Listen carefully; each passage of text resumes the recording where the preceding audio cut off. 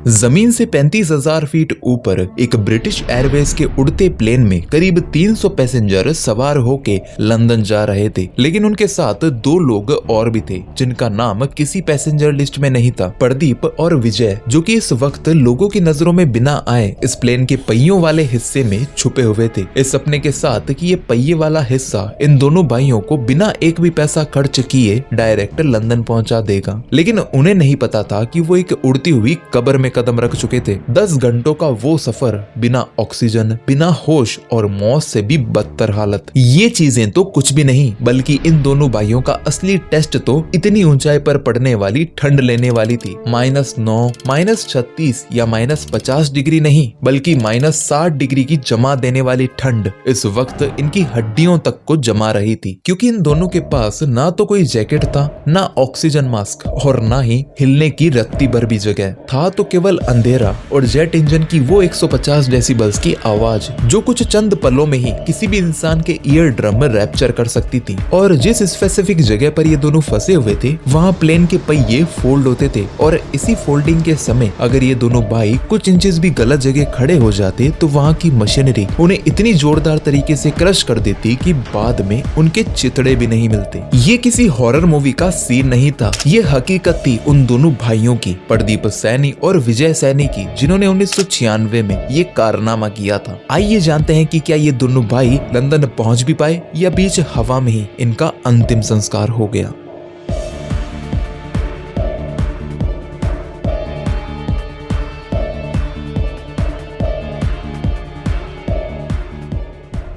अक्टूबर 1996 rural Punjab के 2 भाई, जिनमें से एक 23 साल का प्रदीप सैनी और दूसरा केवल 19 साल का विजय सैनी, मॉडर्न एविएशन हिस्ट्री का सबसे ज्यादा खतरनाक माइग्रेशन अटेम्प्ट करने वाले थे। ये कोई मामूली इलीगल इमिग्रेशन नहीं थी, बल्कि एक ऐसी उड़ान थी जहां मंजिल का रास्ता मौत से होकर गुजरने वाला था। ये दोनों भाई पंजाब के एक छोटे से गाँव में बड़े हुए, जहाँ उनका परिवार कार मैकेनिक्स का काम करता था, और इसी के चलते वो बचपन से ही इंजन, मशीनरी और मैकेनिकल सिस्टम के आसपास रहे। प्रदीप अर्ली 20s में था और विजय अभी भी टीनेजर। ये एज प्रोफाइल बिल्कुल मैच करती है 1990 के उन लोगों से जो पैसों की तंगी के कारण दूसरे देशों में जाकर वहां काम करते थे। लेकिन इन दोनों के मन में इंडिया छोड़ने का डिसीजन कोई यूं ही सपने में नहीं आया था, बल्कि पॉलिटिकल दबाव और अपनी मजबूरियों के चलते आया था। पंजाब मिलिटेंसी के आखिरी साल चल रहे थे और इसी दौरान दोनों भाइयों पर सिख सेपरेटिस्ट ग्रुप से लिंक होने के एलिगेशन लगे। दोनों भाई अपनी बेगुनाही साबित करने की कोशिश करते रहे, लेकिन पंजाब में वो टाइम ऐसा था कि चाहे एलिगेशन ट्रू हो या नहीं, अगर किसी का नाम लिस्ट में आ गया तो उसके लिए बच पाना मुश्किल हो जाता था, और खासकर यंग सिख लोगों के लिए। और जब इन दोनों पर एलिगेशन लगे तो पंजाब में इनका रहना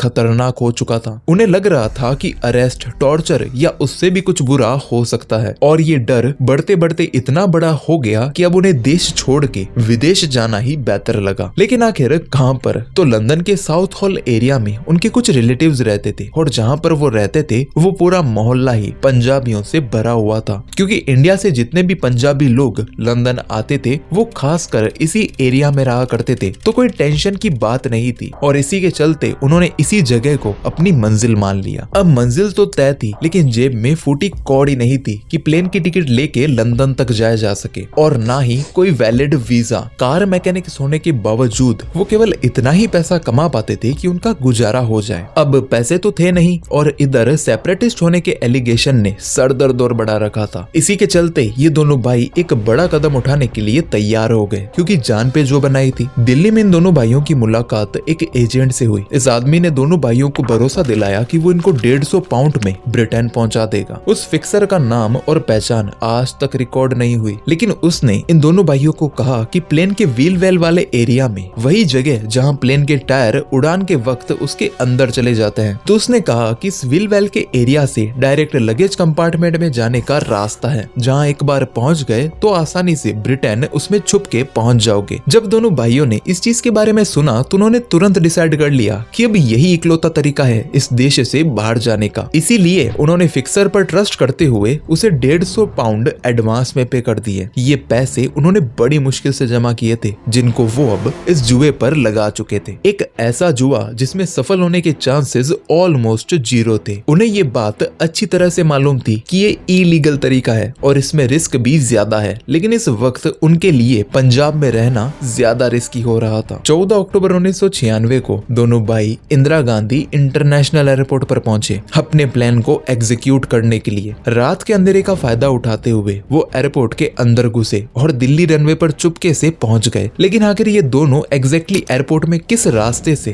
फैंस, गेट या किसी दूसरे रास्ते से घुसे, ये कहीं भी डॉक्यूमेंट नहीं किया हुआ है। ये चीज अपने आप में सिक्योरिटी फ्लॉ को बताती है। लेकिन खैर, इसके बाद इन भाइयों को जो पहला प्लेन रनवे पर दिखा, उन्होंने उसी को निशाना बनाया। वो था ब्रिटिश एयरवेज का बोइंग 747 जो लंदन हीथ्रो के लिए तैयार हो रहा था। सारे ग्राउंड स्टाफ का ध्यान इस वक्त अपने अपने अलग अलग कामों में डाइवर्ट हो रखा था और इसी मौके का फायदा उठाते हुए दोनों भाइयों ने सीधे प्लेन के लैंडिंग गियर की ओर दौड़ लगाई और जाकर नोज व्हील वेल के अंदर छुप गए, क्योंकि अभी सारे लगेजेस प्लेन में रखे जा रहे थे और उन्होंने सोचा था कि जब प्लेन उड़ने वाला होगा तब वहां जाएंगे। ये कंपार्टमेंट कॉकपिट के ठीक नीचे होता है जहां ये दोनों इस वक्त छुपे बैठे थे। ब्रिटिश एयरवेज उस टाइम दिल्ली से लंदन पर डेली मल्टीपल फ्लाइट ऑपरेट करती थी, आमतौर पर 747-200 या 747-400 वेरिएंट के साथ। जैसे कि मैंने आपको पहले बताया कि व्हील वेल वो जगह होती है जहां प्लेन के ट्विन नोज व्हील फ्लाइट के दौरान रिट्रैक्ट हो जाते हैं और इसी के चलते वहां जगह इतनी कम होती है कि कोई छोटे कद का इंसान या दुबला आदमी ही वहां पर किसी तरह क्रॉल करके छुप सकता है। ये कंपार्टमेंट अनप्रेशराइज्ड और अनहीटेड होता है, यानी यहाँ कोई हवा का प्रेशर या ठंड से बचने का कोई सिस्टम नहीं होता। इंजीनियरिंग पर्सपेक्टिव से देखें तो ये जगह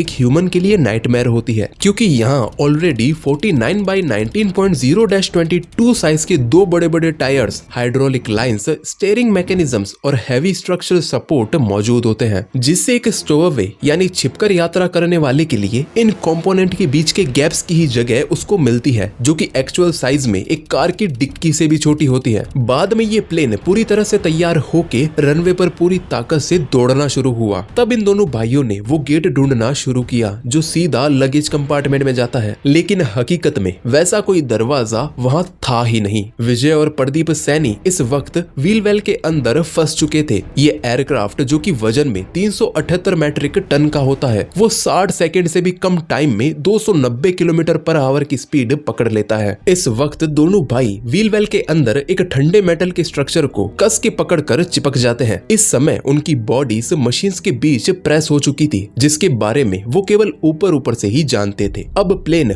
हवा में उड़ चुका था। दोनों भाइयों के पास वापस पीछे लौटने का कोई रास्ता नहीं बचा था। नीचे केवल पीछे रह गया रनवे ही दिख रहा था और ऊपर लोहे का ढांचा। बोइंग 747 का landing gear retraction system aviation engineering का एक मास्टरपीस माना जाता है, लेकिन जो चीज पायलट के लिए नॉर्मल और रूटीन होती है वही एक स्टोववे के लिए सीधा मौत का जरिया बन जाती है। जैसे ही ये प्लेन थोड़ा हवा में आया तो पायलट ने गियर लीवर को अप पोजीशन पर कर दिया, जिससे एक अनस्टॉपेबल चेन रिएक्शन शुरू हो गई, जिसमें हाइड्रोलिक एक्टिवेटर 3000 पाउंड पर स्क्वायर इंच पर एक्टिव हो गए। देखते ही देखते ये 49 इंच डायमीटर के ट्विन व्हील्स ऊपर की तरफ मूव करना शुरू कर देते हैं। स्टोववे के लिए ये पल पहला और सबसे इमीडिएट मौत का खतरा होता है। जैसे जैसे गियर फोल्ड होता है, स्पेस अपनी मैक्सिमम एफिशिएंसी के साथ टाइट होती चली जाती है। अगर हाथ, पैर या धड़ गियर के रास्ते में आ जाए तो वो इतनी जोरदार ताकत के साथ क्रश होंगे कि एक भारी मेटल भी बैंड हो जाए। प्रदीप और विजय जो प्रोफेशन से कार मैकेनिक्स थे, मशीनरी समझते थे, लेकिन वो कभी भी इस चीज का अंदाजा नहीं लगा पाते कि आखिर मैकेनिकल बैलेट के अंदर सरवाइव करने के लिए कितने मिलीमीटर लेवल पर कौन सी पोजीशन पर रुकना है और किस वक्त तुरंत किसी जगह से दूर हट जाना है। सच्चाई ये थी कि हर सेकंड मशीन्स चारों तरफ से उन पर अलग अलग तरह से वार कर रही थी। लैंडिंग गियर को एक स्पेसिफिक एंगल पर टिल्ट होना पड़ता है ताकि वो व्हील वेल के अंदर प्रॉपरली फिट हो जाए। इस टिल्टिंग के दौरान मूविंग पिंच पॉइंट क्रिएट होते हैं जो कॉन्टिन्यूअसली शिफ्ट होते रहते हैं। इसीलिए स्टोववे को ऑलमोस्ट फेटल पोजीशन में जाना पड़ता है, घुटने सीने तक खींच के और बाहें टाइट रैप करके, बस यही दुआ करते हुए कि बॉडी का हर इंच डेथ मशीनरी से दूर रहे। व्हील वेल के अंदर बोइंग 747 के 4 इंजन्स इतनी जोरदार तरीके से साउंड स्केप क्रिएट करते हैं कि 150 डेसिबल्स तक आवाज चली जाती है, जो कि ह्यूमन ईयर ड्रम रैप्चर कर सकती है और तुरंत सुनाई देना बंद हो सकता है। और ये मेजरमेंट बाहर का होता है। व्हील वेल अनइंसुलेटेड होने के कारण इंजन इंजन की आवाज पूरे स्ट्रक्चर में गूंजती है। एक्सपर्ट्स का मानना है कि एक्चुअल साउंड लेवल 160 डेसिबल से भी ज्यादा हो सकती है। प्रदीप और विजय के लिए ये साउंड सिर्फ लाउड नहीं थी, बल्कि ये उनकी हड्डियों तक को ये साउंड वाइब्रेट करवा रही थी। इस आवाज में एक दूसरे से बात करना इम्पॉसिबल था, यहाँ तक कि चीखना भी बेकार होता। एक और चीज, जब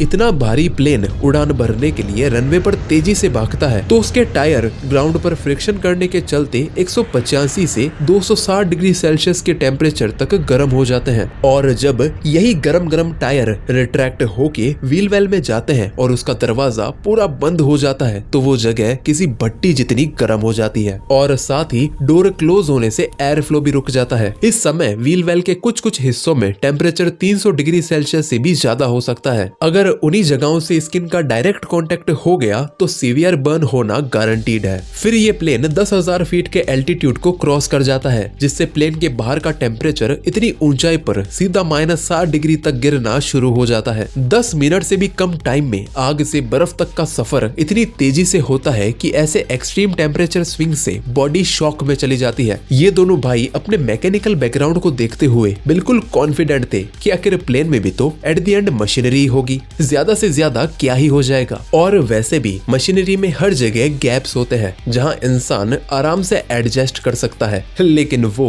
पूरी तरह से गलत थे। एयरक्राफ्ट के व्हील वेल में जो कंडीशंस होती है वो माउंट एवरेस्ट और एंटार्क्टिका दोनों से ज्यादा एक्सट्रीम होती है। इसको समझने से पहले ये समझो कि एक बोइंग 747 का नॉर्मल क्रूजिंग एल्टीट्यूड होता है लगभग 35,000 फीट, यानी लगभग जमीन से 10 से 11 किलोमीटर ऊपर। कैबिन के अंदर पैसेंजर इस ऊंचाई पर आराम से सांस लेते हैं क्योंकि अंदर आर्टिफिशियल प्रेशर बनाया जाता है, लेकिन एयरक्राफ्ट के बाहर और स्पेशली व्हील वेल के अंदर सिचुएशन बिल्कुल अलग होती है। स्टैंडर्ड एटमॉस्फेयर के डेटा के हिसाब से सीएल लेवल यानी एक तरीके से जमीन पर टेम्परेचर 15 डिग्री सेल्सियस का होता है और वहीं 35,000 फीट पर यह टेम्परेचर गिरकर -60 डिग्री सेल्सियस तक पहुंच जाता है। अब थोड़ा कंपेयर करते हैं। माउंट एवरेस्ट जो कि हमारी दुनिया का सबसे ऊंचा पहाड़ है, उसकी सबमिट करीब 29,000 फीट की है और क्लाइंबिंग सीजन में उसकी चोटी पर टेम्परेचर होता है -26 डिग्री सेल्सियस और वहीं एंटार्क्टिका का एवरेज टेम्परेचर -34 डिग्री सेल्सियस का रहता है और दुनिया का अब तक का सबसे ठंडा रिकॉर्ड किया गया टेम्परेचर एंटार्क्टिका प्लेट्यू का था जो कि -93 डिग्री सेल्सियस का था। इन सारी बातों का मतलब सिर्फ यही है कि ये दोनों सिर्फ ठंड में नहीं थे, बल्कि वो एवरेस्ट जितनी हाइट और एंटार्क्टिका जैसी ठंड दोनों को एक साथ फेस कर रहे थे। चलो अब हमें ये तो पता चल गया कि ये एरिया कितना ठंडा होता है, तो ये छोटी सी चीज भी और जान लेते हैं कि आखिर ऑक्सीजन भी इन दोनों पर किस तरह से डेडली स्ट्राइक कर रही थी। ऑक्सीजन का क्या है कि वो अर्थ पर हर जगह, चाहे तुम जमीन पर हो या फिर ऊपर आसमान में, ऑक्सीजन का परसेंटेज 21% ही रहता है। प्रॉब्लम यहाँ ऑक्सीजन की क्वांटिटी की नहीं है, बल्कि प्रॉब्लम एयर प्रेशर की है। प्रेशर कम होने का मतलब है हर सांस के साथ ऑक्सीजन के कम मॉलिक्यूल्स बॉडी के अंदर जाना। इसको भी ठीक से इमेजिन करने के लिए ये देखो कि सीए लेवल पर प्रेशर 760 मिलीमीटर ऑफ मर्क्यूरी होता है और वहीं 35,000 फीट जहाँ ये एयरक्राफ्ट उड़ता है वहाँ pressure 180 to 200 millimetre of mercury का हो जाता है। मतलब इस ऊंचाई पर प्रेशर सीए लेवल का लगभग 1/4 हो जाता है। इसी वजह से माउंटेनियर्स एवरेस्ट के ऊपर के एरिया को डेथ जोन कहते हैं। ऐसे सोचो कि तुम एक ऐसे कमरे में हो जहाँ हर 3 सांसों में से सिर्फ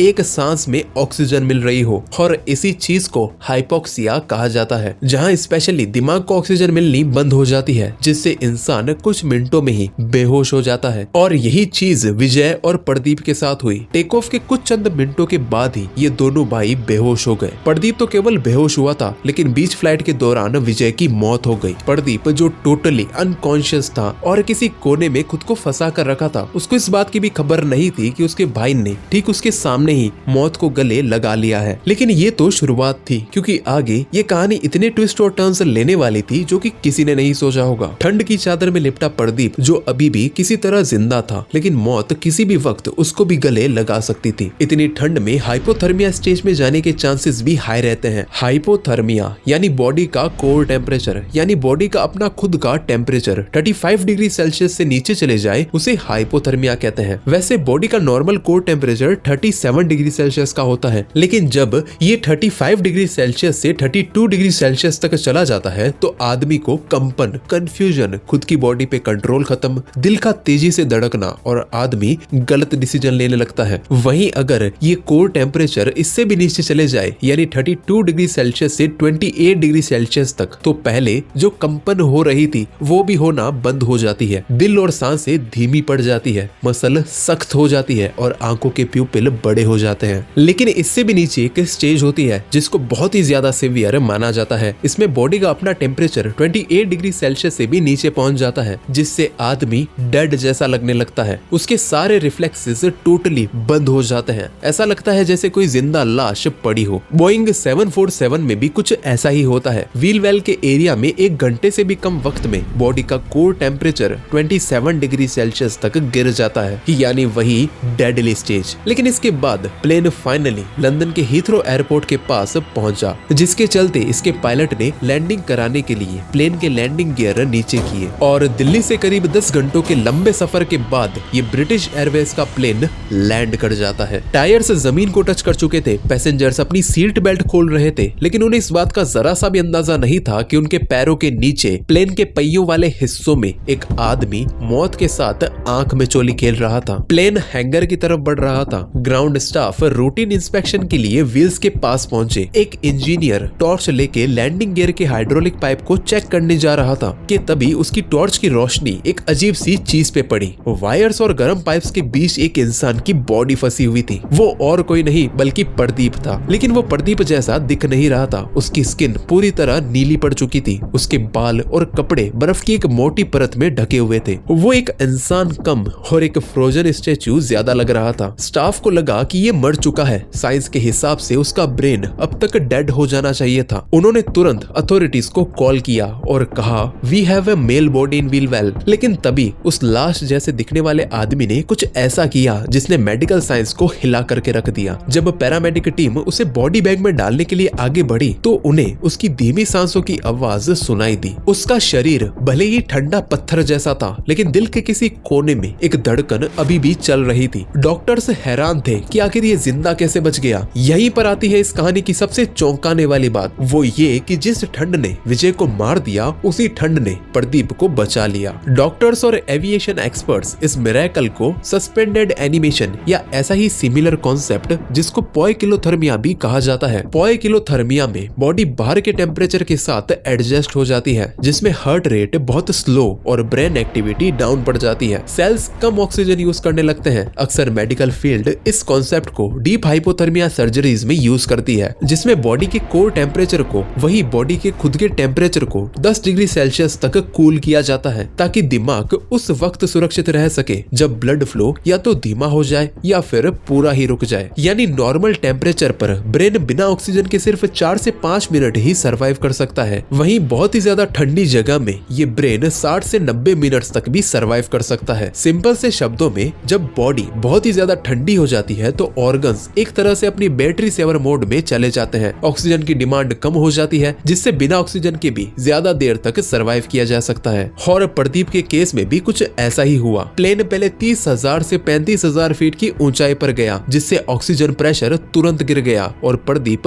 1 मिनट से भी कम टाइम में अनकॉन्शियस हो गया। और जब टेम्परेचर -55 डिग्री सेल्सियस तक गिरा तो बॉडी का कोर टेम्परेचर भी गिर गया, जिससे केमिकल रिएक्शन स्लो हो गई और सेल्स ज्यादा देर तक जिंदा रहे। और जैसे ही ये प्लेन लंदन के पास नीचे आया तो टेम्परेचर और प्रेशर फिर से बढ़ गए, जिससे ऑक्सीजन इंप्रूव हुई और गियर डोर खुलने से फ्रेश एयर भी अंदर आई। इस बढ़ती उष्मा से कुछ लोग लैंडिंग के आसपास होश में आ जाते हैं, अगर ब्रेन परमानेंटली डैमेज ना हुआ हो। तो फिर आखिर प्रदीप ही क्यों बचा, विजय क्यों नहीं? क्योंकि वो भी तो उसी के साथ सेम फ्लाइट और सेम कंडीशन में फंसा हुआ था। तो एक्सपर्ट्स इसकी वजह बताते हैं पोस्चर डिफरेंस। एक भाई ज्यादा सुरक्षित जगह पर फंसा हुआ था, इसीलिए उसके पास थोड़ी एडवांटेज थी। और साथ ही एक्सपर्ट्स ये भी कहते हैं कि हर बॉडी सेम कंडीशंस में होने के बावजूद भी सेम तरह से रिएक्ट नहीं करती। प्रदीप की बॉडी परफेक्ट विंडो में ठंडी हुई, ना तो ज्यादा ना ही कम। वहीं जब ये प्लेन लंदन पहुंचा तो पायलट ने जैसे ही इसके लैंडिंग गियर खोले तो विजय, जो बीच फ्लाइट में ही मर चुका था, उसकी बॉडी उसी वक्त प्लेन से नीचे गिर गई। वहीं प्रदीप जिंदा मिला। आखिर कितना रेयर है ये सर्वाइवल?